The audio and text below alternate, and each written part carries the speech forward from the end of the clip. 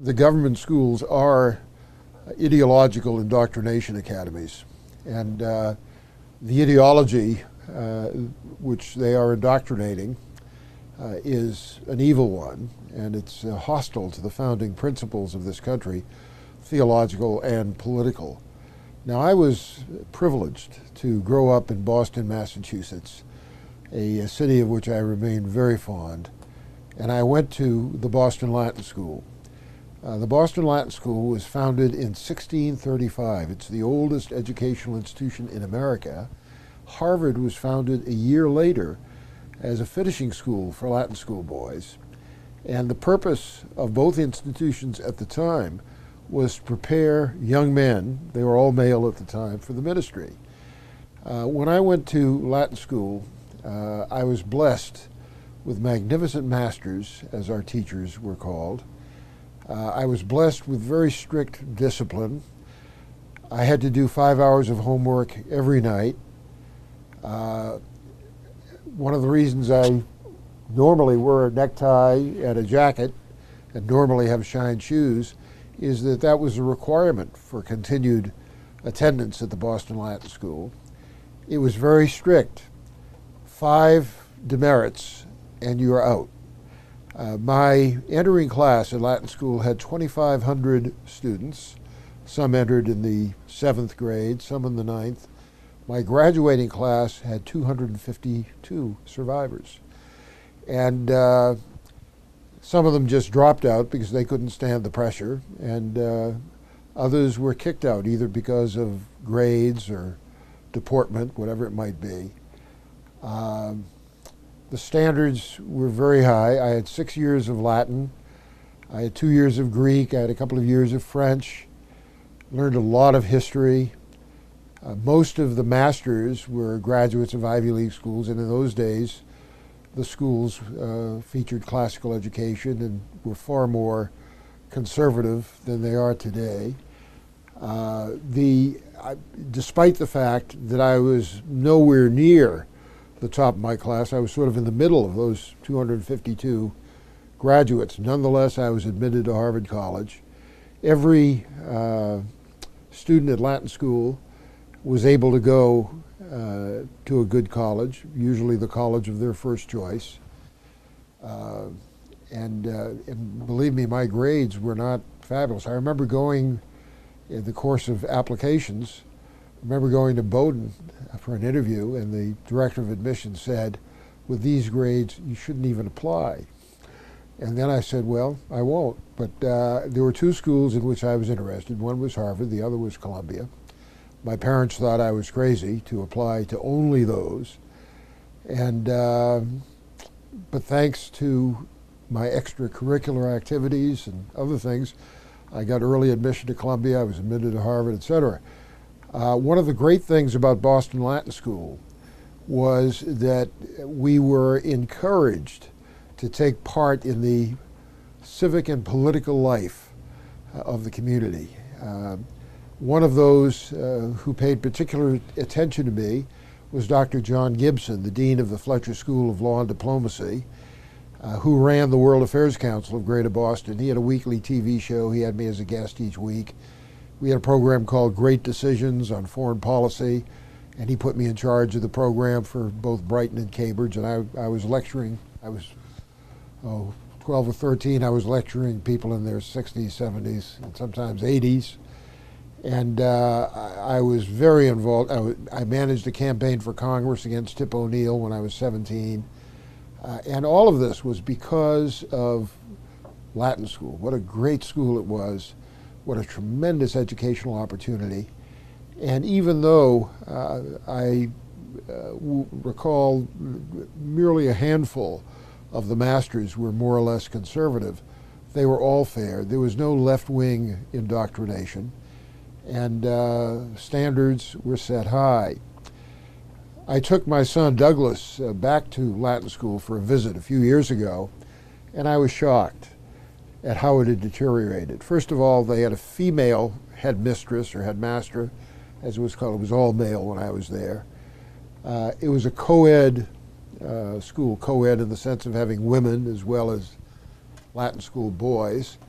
And the dress was slovenly. There was no such thing as slovenly dress when I went there. You had to wear a coat and a tie and have shine shoes and blah, blah, blah. But I was shocked to see that people were dressing like slobs when I went there. It was not the Latin school that I knew. We had military training at Latin school. We had military drills. We had many, many other things. Standards were very high. I had a wonderful Latin teacher for a couple of those 6 years where I took Latin. His name was Doc Roach. And he said, you know, the highest grade I'm going to award to this class is 70 on a scale of 100, because no one in this class is worth even that much. I'm being generous giving you a 70. And he said very high standards. And if you got a 69 or 68, boy, that was a phenomenal accomplishment. And he was conservative. He talked about what was right and what was wrong in terms of behavior and the role of women and men and so forth. And he was maybe the best or one of the best, but there was nothing of what we have today in the government schools.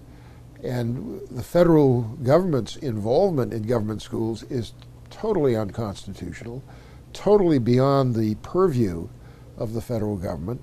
And even when the states are in charge, they have permitted horrible things to go forward. They are truly indoctrination academies where they promote sexual perversion, homosexuality. I remember when I was even in grammar school, I was given patriotic direction by, I remember Miss Sanderson, my fourth grade teacher. She talked about the greatness of the American flag and the horrible thing about the Soviet Union where they even had women doing men's work. And of course, that has become the pattern in the United States today. And I had other teachers who inculcated in us a love for this country and a sense of appreciation. The Bible was read every day in school. I'm of Jewish heritage, but I didn't mind listening to the New Testament and the Old Testament. It was very good for me. I'm a Christian now. And every morning the day would begin with Bible reading. That was part of the curriculum at Latin school. What happened was people were intimidated by the Supreme Court, which has no right to set law. The decisions of the court are binding on parties to the case, but on none other. But people are so ignorant of the Constitution that they assume that if the Supreme Court lays down a decision, that they're forced to abide by it. Roe v. Wade may be binding on Roe and Wade, but not on anybody else. And it's really tragic how constitutionally illiterate most Americans today are. Even at Harvard, when I was there in those days, I was taught the truth of the Constitution. We had some great courses in the Constitution when I was at Harvard in those days. And but things have fallen down as the students and rioters of the 60s have become fellows and teachers at these colleges. And of course the power of the National Education Association, the largest union in America, has grown enormously. Let me just read something from the August edition of the Education Reporter. Political ads constantly warn Americans to beware of the legislative clout big business can buy. But the biggest political campaign spender is not ExxonMobil, Walmart, or Microsoft, or even an industry association such as the American Bankers Association. By the way, let me just say, one of the great things at Latin School was the way in which they held us to high standards. I will always remember my 7th grade English teacher who taught us to respect the purity and integrity of the English language. And I edit a great deal of direct mail copy and books and other things here. And I frustrate the copywriters because they never get back something in the form in which it was presented to me. I never use like when it should be such as. I never use the double possessive, friend of Bill's, which is utterly improper and out of whack. And of course, I never use Ms. I've instructed all of our direct mail people on my staff to strike Ms. It's either Miss or Mrs. or blank, because Ms. is a radical feminist term which undermines the distinctness and structure of women as it ought to be in our society. So we reject all of that radical feminist stuff. And even though we are strict constitutionalists, there are some amendments of which we disapprove.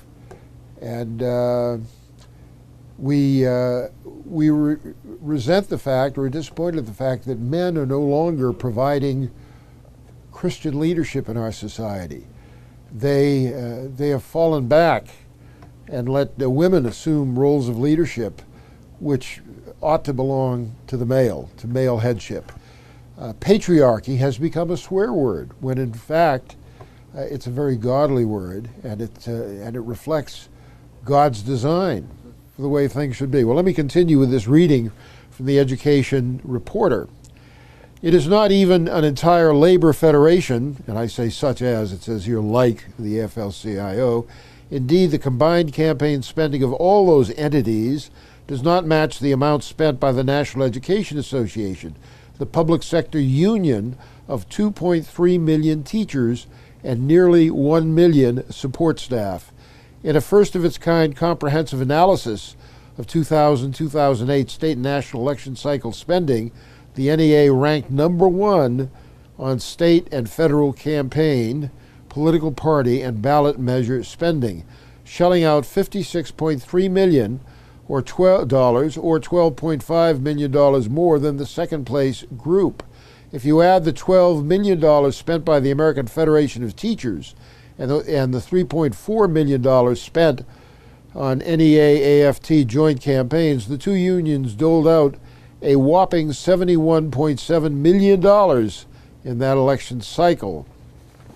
And then it goes on. I won't bore your audience with more, but if you look at the resolutions passed at the 2010 convention in New Orleans, it's shocking. There was a time when people would be arrested for espousing some of these things. And they want to take children away from their parents as soon as possible.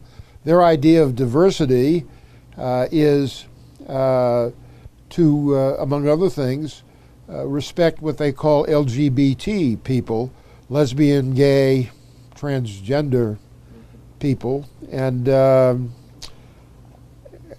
they push hard for special rights for sodomites. It's very disturbing, and this is what the leaders of the teachers movement in this country espouse, what they promulgate in their classes. If I had my way, government education would be brought to a halt. I'm a big supporter of home education, and I know from personal experience how well it works. My youngest son, Samuel Joshua Phillips, was born when my wife was 48 years old, and we began homeschooling him when he first emerged in my wife's womb, and we sang to him, we read to him, etc. He was born in an emergency cesarean section, C-section birth, because he had the umbilical cord wrapped around his neck. And I was in the room when they cut my wife open and took out Sam. And he came out screaming. And I said, "Sam, be quiet." He knew my voice. He obeyed my direction. He immediately became quiet. And I won't say that he's never said another word, but he's been a very obedient child. He recognized his father's authority, his father's voice, and he's just been wonderful. He is now married, and he has a son, our 17th grandchild, and we thank God for him. Now, the interesting thing is that My wife and I have been homeschooling for a long time. Our son Doug set the example in our family for homeschooling, and we took a leaf from his page. And when my youngest son was 14, my wife and I, together with parents of other children of similar age, taught homeschool classes. One parent would teach English composition, another would teach Latin. My wife would teach English literature. I taught the Constitution.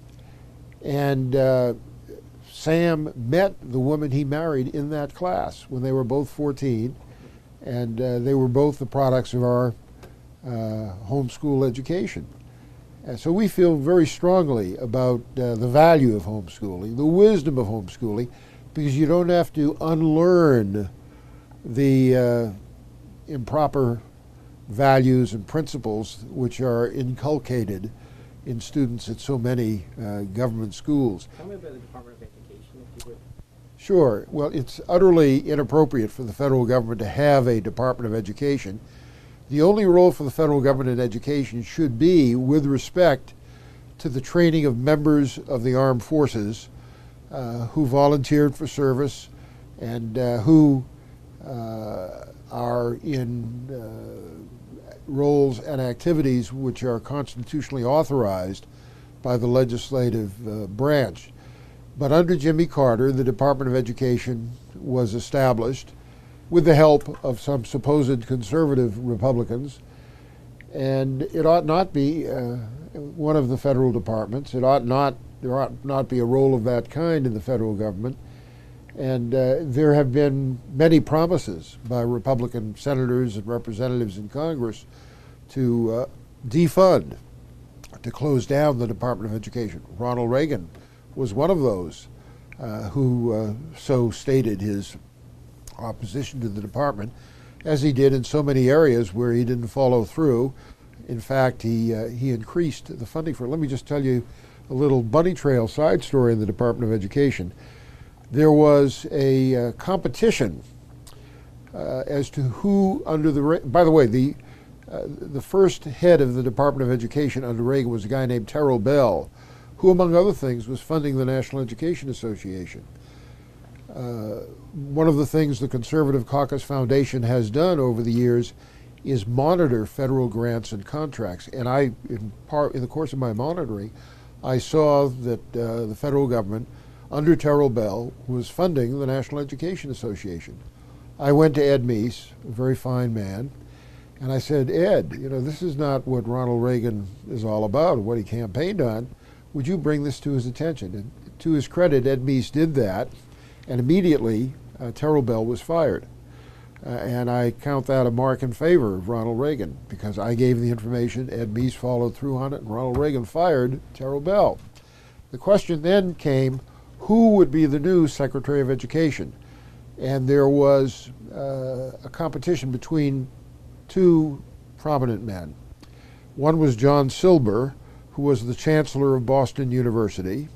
The other was William Bennett, who had become head of the National Endowment for the Humanities, an organization which ought never have been created, which should have been closed down. And at that point I was friendly with Bennett, and I said, Bill, you know that the NEH and the NEA, National Endowment for the Arts, fund many things which are utterly inappropriate, morally and constitutionally. What do you do about it as head of this agency, this department? He said, well, I try to concentrate on funding the Middle Ages rather than anything contemporary. And I said, well, if you're in that position, I suppose that's about as good a strategy as you can develop. And he said, you know, I'd really appreciate your support for my candidacy to be Secretary of Education. And I said, well, Bill, promise me if you become secretary, will you close it down? He said, well, I wouldn't have the power to do that. That's up to the president. And I said, well, would you cut back the funding? And he said, well, to the extent that I have the ability to do that, I'll do my best to restrain the outreaches of the tentacles of the Department of Education. And that was more than Silber had promised me. And he said, now will you take, and I at that point was regarded as the leader of conservatives on this issue. He said, will you please go back and tell your colleagues that I'm the guy they should support? And sure enough, I did that based on what Bennett had said to me. And as a result of the fact that a unified conservative movement supported Bennett over Silber, something I deeply regret now, Bennett was named Secretary of Education. It wasn't long after that, in the next budget cycle, that I opened the Washington Post. Didn't have to open it, it was on the front page. Headline was, Secretary Bennett proposes record high levels of funding for the Department of Education. And I said, is this a misprint? No, I called Bennett, and he took my call. And I said, Bill, this does not comport with the promises you made to me. What's the deal? And he said, well, where you stand depends on where you sit. And you can't be taken seriously as the head of a major federal department unless you propose more funding for that department. Well, I thought that was very dishonest, and my regard for Bennett sunk significantly, and many of the things he's done since then further sunk him in my mind's eye. But that was the deal. He dramatically increased funding for the Department of Education, proposed to increase it. Rusas J. Rushdoony was my spiritual godfather. He led me to the Christian faith. And traveling around the country with my children, including Douglas, we always had one of his taped sermons in the car tape recorder or audio cassette player. And I live off what I learned from Rushdoony. He was my greatest teacher. I learned so much from him. What a great man. And out of respect for, and I think his son Mark is doing a good job of carrying on his legacy. And I try to be a faithful supporter of the work of the Chalcedon Foundation out of gratitude for the work of Dr. Rushdoony. Truly one of the greatest men of the 20th century. A great, great, great man.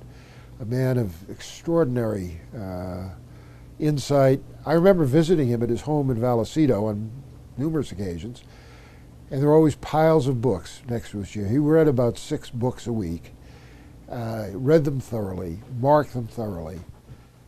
He knew a lot about almost everything. He was as well informed as any man I have ever met. And amazingly, he's a graduate of Berkeley, a very liberal school in California. But a great, great man. I shall always honor his legacy. I'm thrilled that all of my children had an opportunity to meet Dr. Rushdoony at his home, and his wife Dorothy.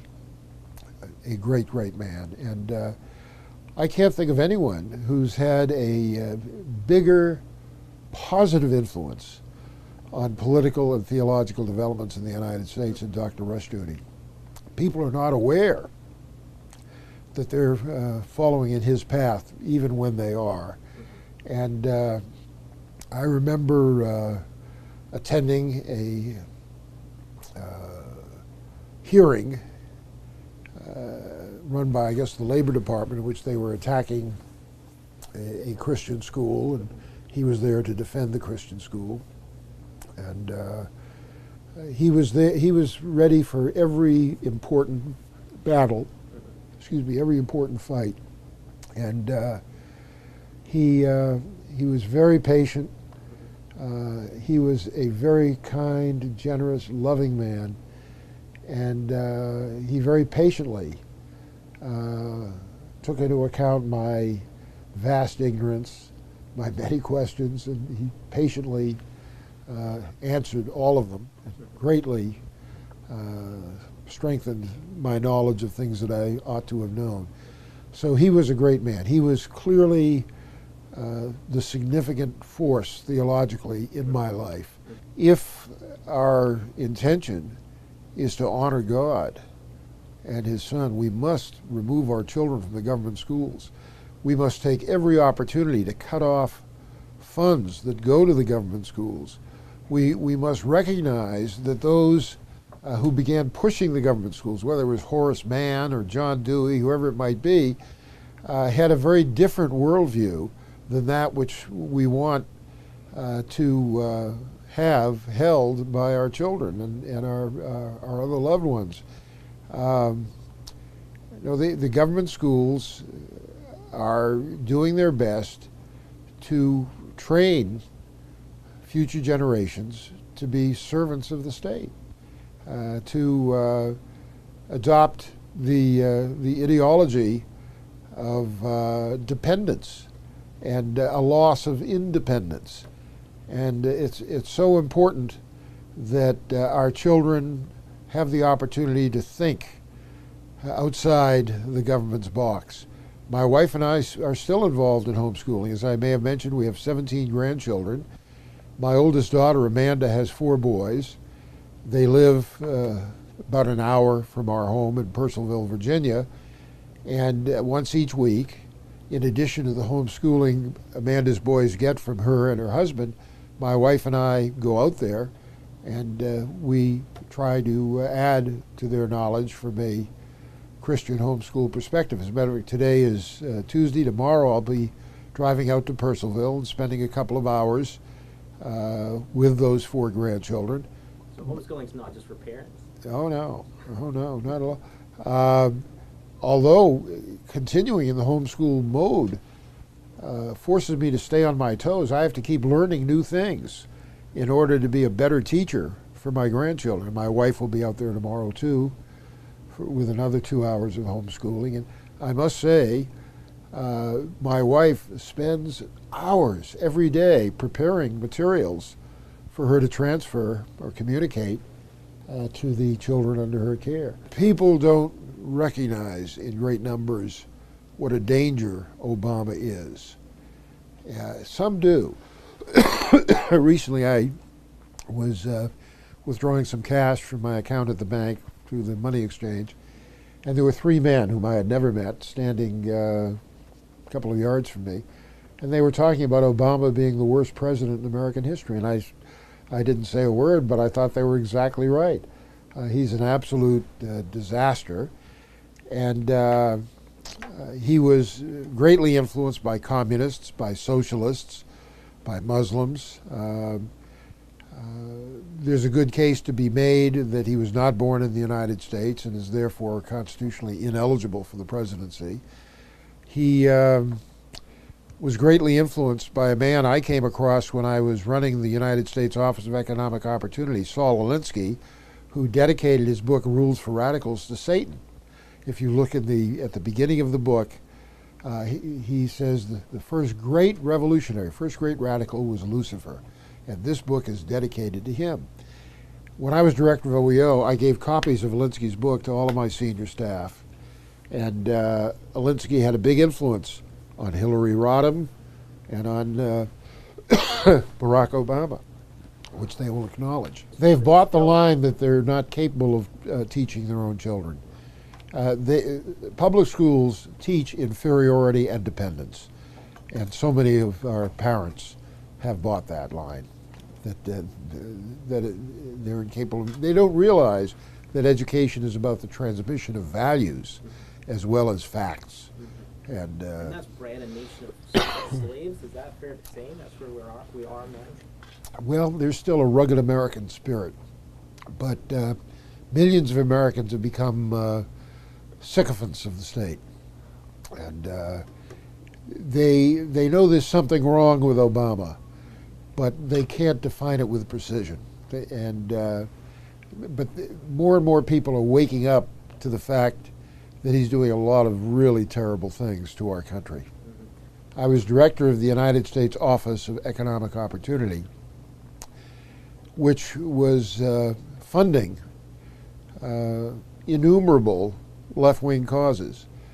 If it had not been for OEO, Office of Economic Opportunity, the homosexual movement would not have gained momentum. Planned Parenthood, the abortion movement, things like ACORN, etc.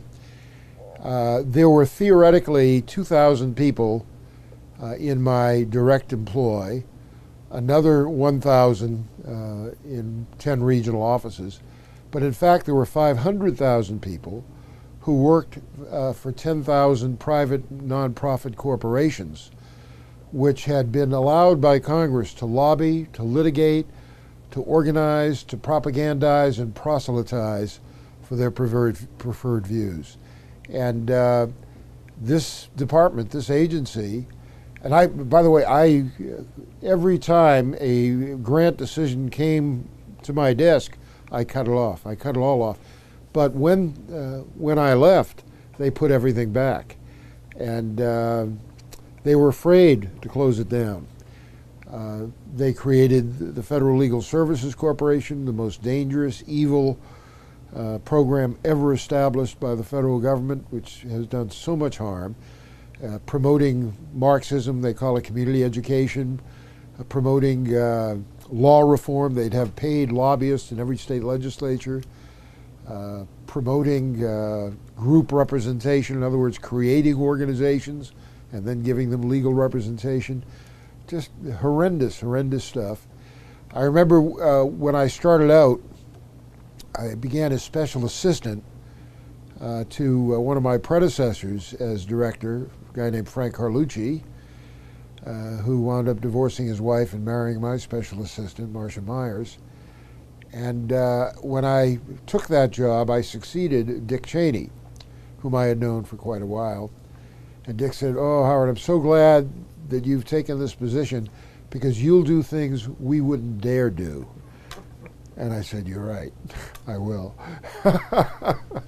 And I did. And I was the subject of countless law school suits, vicious attacks in the newspaper on an almost daily basis. I remember, fortunately, I lived far from walking distance to downtown, and we had some neighbors across the street who were from the United Kingdom. And all they knew about me was what they read in the Washington Post.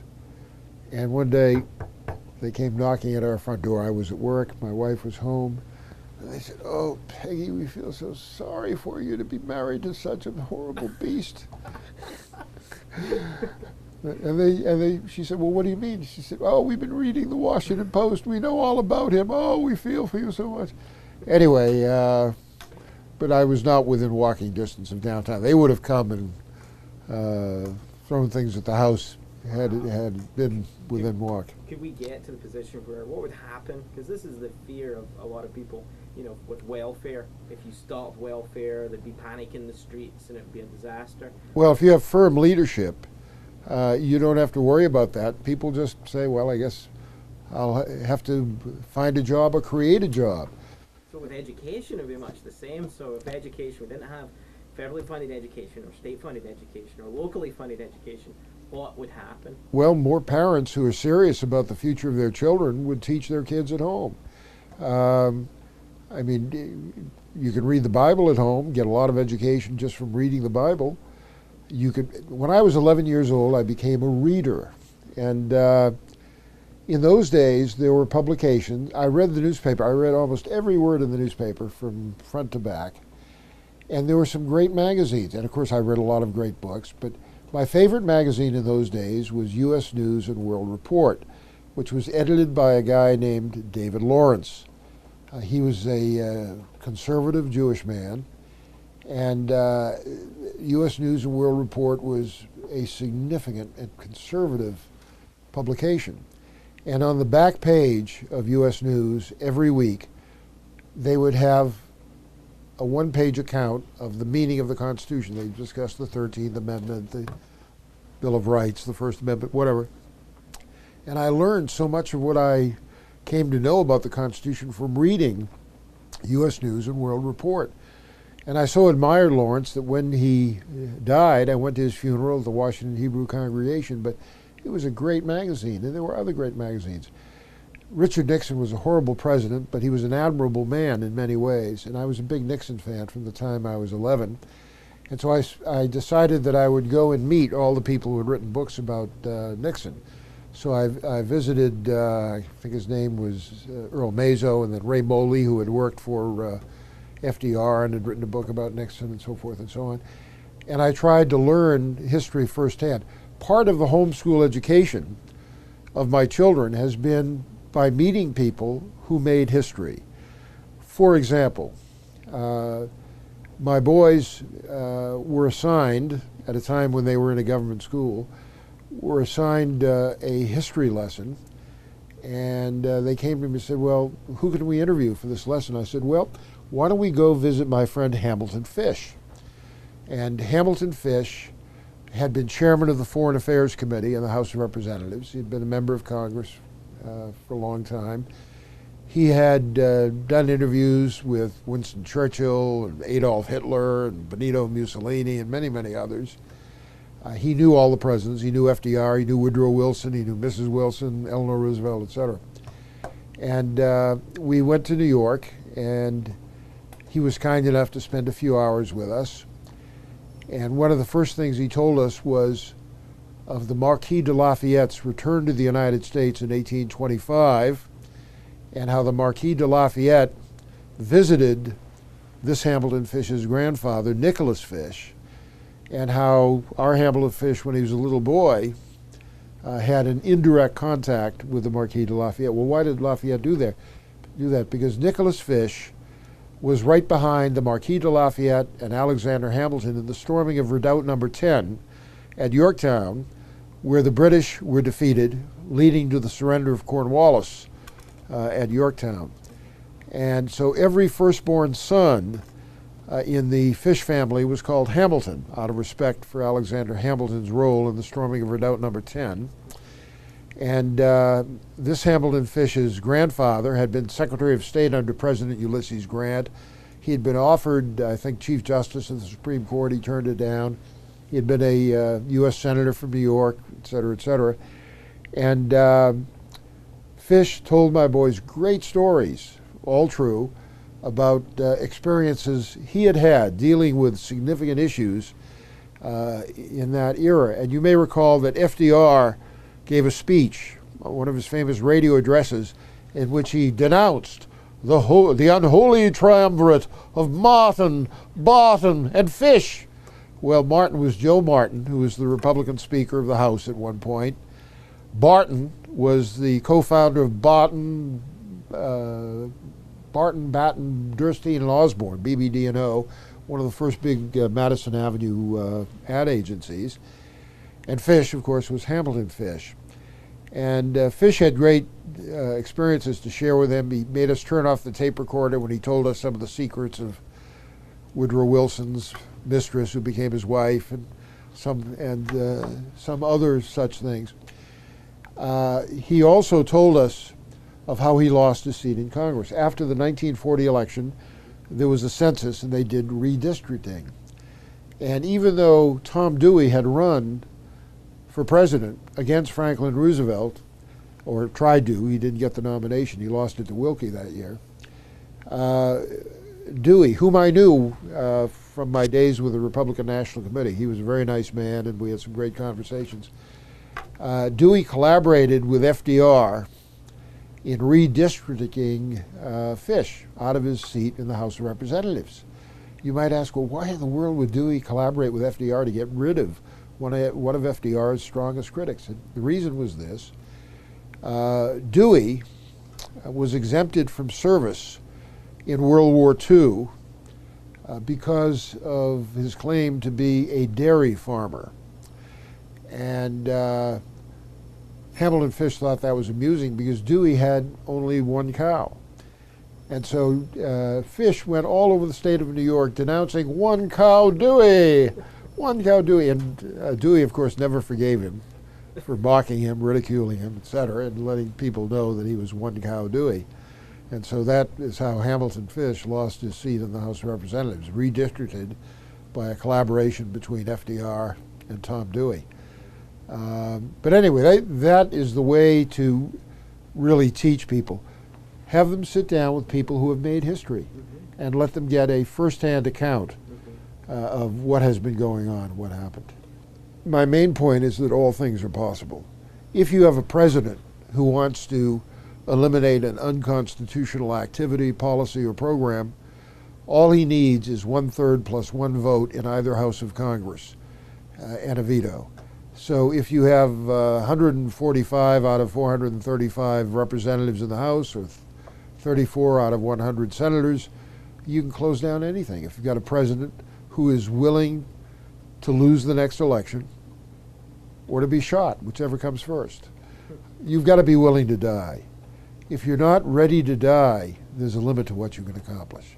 But if you're willing to die, in service to God, family, and country, you can accomplish almost anything. But you've got to be willing to die. Sure. I think we need a president who not only understands what he's doing, but who can explain what he's doing. And there's a game I play with myself, as if I were president, who would be the people who I would put on my National Security Council, who are the people I would put in my cabinet, who are the people who would be my advisors, because personnel is policy. And if you have the right people surrounding you, you'll follow a true path. But all too often, too little attention is paid to the perspective, the principles, the integrity of the people who surround a leader. Can I ask you then a sort of fun question? If you're president and you go on television, national television, and the news that you have to deliver to them is that they now have to take care of their own education, how would you phrase that? Well, I would hearken back to America's founding, to the way America was when we were a more virtuous country, and where parents assumed primary responsibility, where people were responsible for economic self-reliance.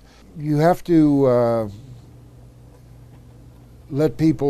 remind people that they're responsible for their own well-being. And there's no reason why people can't grow gardens, why they can't have animals. My mother, who was kept back in the first grade because she could not speak English, had to milk a cow every morning. She had to feed the chickens every morning. And that was good training for her. And she did very well even with unpasteurized milk, taking the milk right from the cow. You know, Doug lives in San Antonio, and there were two guys who begged for money on the streets of San Antonio, Juan and Jose. And at the end of the day, Jose will have collected $9. At the end of the day, Juan would have a huge bag of $10 bills. And Jose would go to Juan and say, you know, we're the same kind of people, we work in the same kind of street.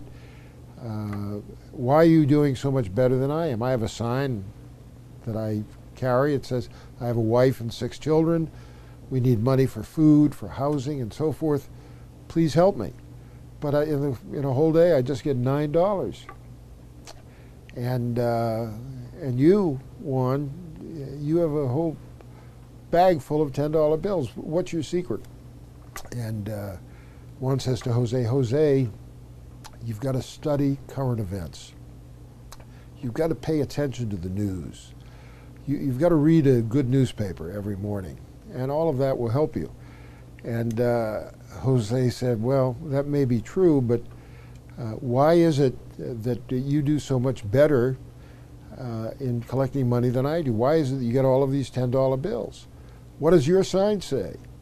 And one says, well, Jose, it's like this. My sign says, please give me $10 so I can go back to Mexico. If you meet someone who's a public school educator, what's your exhortation to them as much as you can to get them to get their kids out of the schools?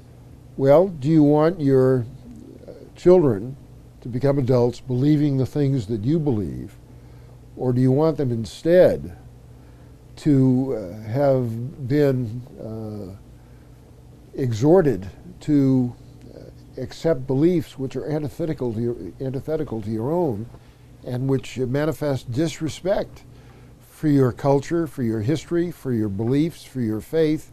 I mean, do you want your children to belong to you or to the state and to society? The family is the cornerstone of a just society. And for the family to be a strong institution, mom and dad have to play the leading role in the education of their children.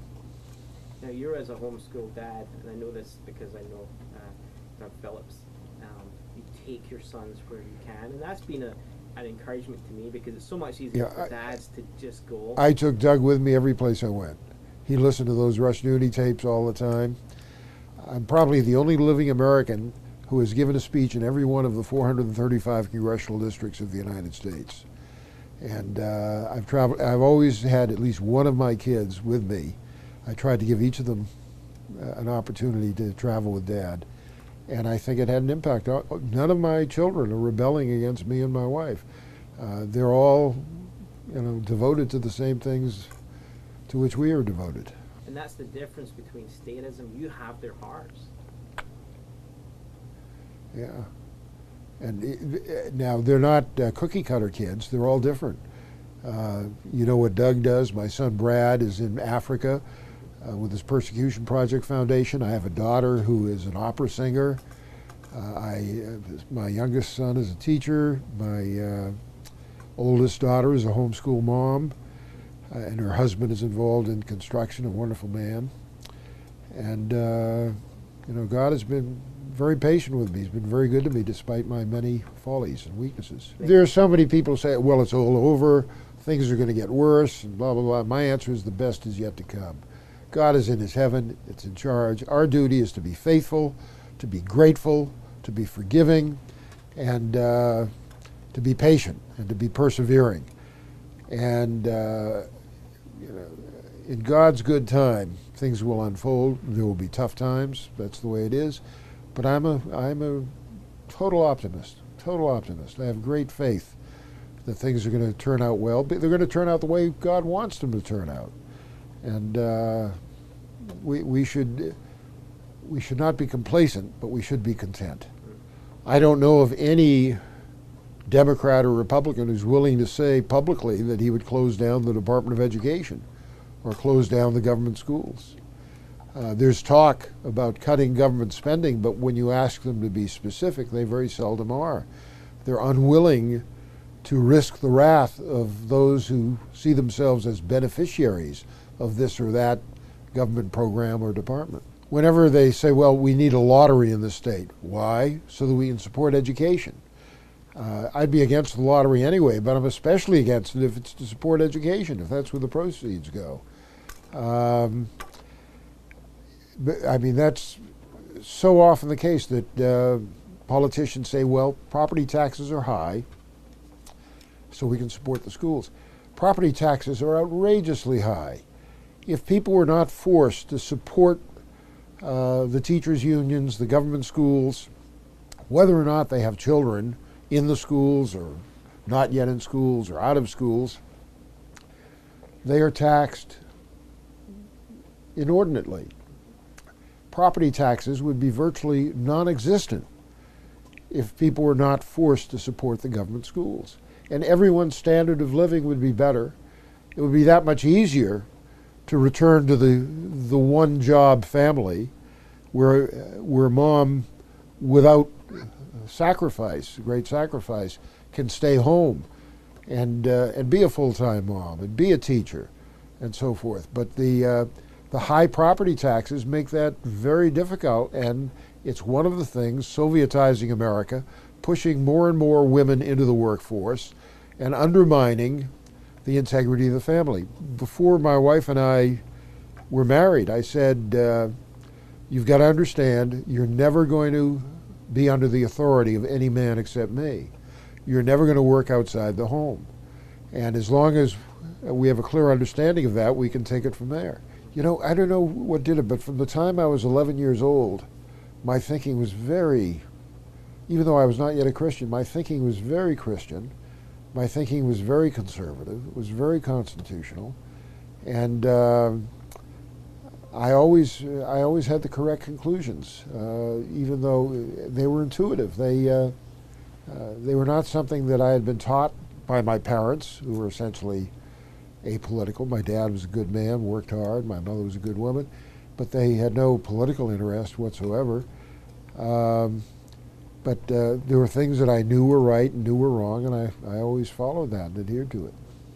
Does the neoconservative movement also want to use the public schools, or you just don't want to lose votes? Is it as simple as they don't want to lose votes? I don't think they pay much attention to it per se. They just assume that government education will always be here. They don't talk about it much. I am not a neocon. I believe the purpose of our defense budget, should be to safeguard the population and territory of the United States. I think our involvement in in Iraq and Afghanistan was mistaken. I think it diverts valuable funds at a time when our Navy is sinking, at a time when our Air Force is being emasculated. So I am in no way a neocon. I do not support imperialism, foreign adventurism. I'm a Jeffersonian, small government guy, and unfortunately, people have come to equate patriotism with support for unconstitutional interventions which have never been constitutionally authorized by the Congress of the United States. One of the good things about my youth was I did a lot of reading of biography and a lot of reading of history, and I believe that it's better to go to the original sources rather than have it filtered through some interpretation. And different books have had a profound impact on my thinking. There was one book I read when I was 11 years old called The Coming Caesars in America by a Frenchman named Amaury de Riencourt. And the thesis of the book was that under FDR, we had begun to follow the trail of error of which Rome was a prime example, and that we would lose our free republic unless we changed paths. And that had a big impact on my political thinking. What else can we do? Well, we need to elect someone like me as President of the United States. I agree. Unfortunately, I don't have the money to be in contention. But you can't do it without a president. Mm-hmm. You need a president who's got a big enough microphone and enough spine to take on all of the enemies. You've got to have a president who's willing to stand alone. Mm-hmm. Someone like General Patton or General MacArthur, or George Washington or Thomas Jefferson or whatever. There have been some great ones in our history, but none of them is currently in the mix to be our next president. Where does the separation of church and state issue come in? That's something. Of course, it's not in the Constitution. But it's used all the time when they talk about schools not being able to pray. In ignorance it's used. Congress shall make no law respecting an establishment of religion. That's what the First Amendment says. And that was to protect the church from the state. But there's no such thing as separation of church and state in the way that it is interpreted today. So it's not true that prayer and all those things in the public schools are... Well, people ignorantly assume that the Supreme Court can make law, which it can't. But they behave as if it does and did in the ruling against prayer in the schools. I thank God that we had prayer in school when I was there as a kid. Mm-hmm. In the first, second, third, fourth, fifth, and sixth grade, we had the Bible read to us every morning. What about America as a Christian nation? Well, without the Christian foundations, the goodness and greatness of America never would have developed. But now as we depart from Christianity, America's coming apart. I mean, it's certainly not Christian to have the federal government promote sodomy, which is what it does, or to promote other forms of perversion.